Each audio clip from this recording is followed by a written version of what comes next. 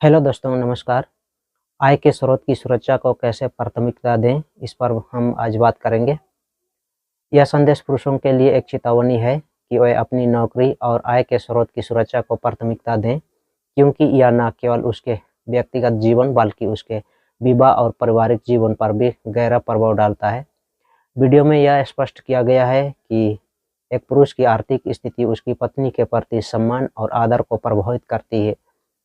जब एक पुरुष अपनी नौकरी खोता है और आर्थिक रूप से अपने परिवार की जिम्मेदारी नहीं निभा पाता, तो पत्नी का व्यवहार धीरे धीरे बदलता है। इसे 4 चरणों में बताया गया है।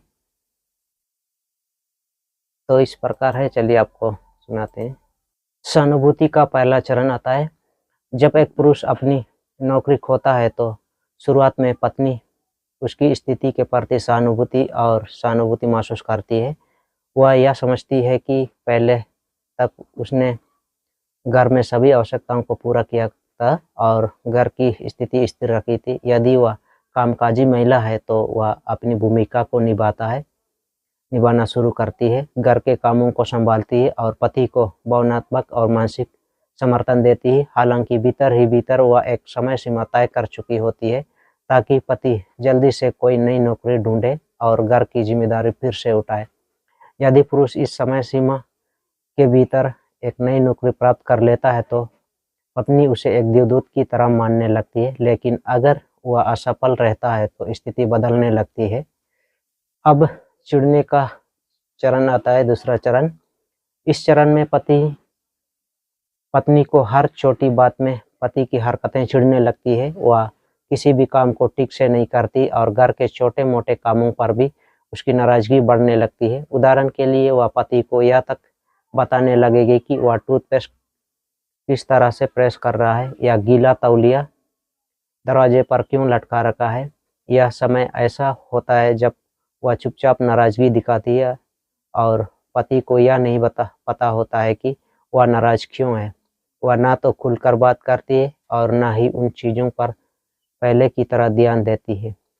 इसके साथ ही उसका सम्मान भी घटने लगता है। यदि इस तरह पति को नौकरी नहीं मिलती तो स्थिति और बिगड़ सकती है। अब चिढ़ने का अधिक तीव्र चरण आता है, तीसरा चरण। अब पत्नी को व्यवहार और अधिक चिढ़ने वाला और तर्कपूर्ण हो जाता है। उसका प्यार नफरत में बदलने लगता है।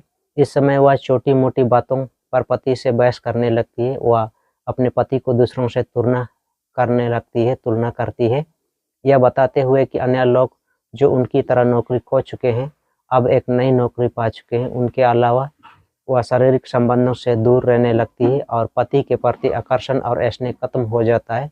वह घर के कामों से भी बचने लगती है और कुछ अधिकारों से पति को वंचित करने लगती है। यदि इस दौरान भी पुरुष को नौकरी नहीं मिलती है तो स्थिति और जटिल हो सकती है। अब चौथा चरण निराशाजनक चरण आता है। इस चरण में पत्नी पूरी तरह से निराश हो जाती है और अब वह शादी को बचाने में रुचि नहीं रखती है। वह या तो पति से कहेगी कि वह घर छोड़ दे या फिर वह खुद घर से बाहर चली जाएगी। घर में माहौल युद्ध जैसा हो जाता है।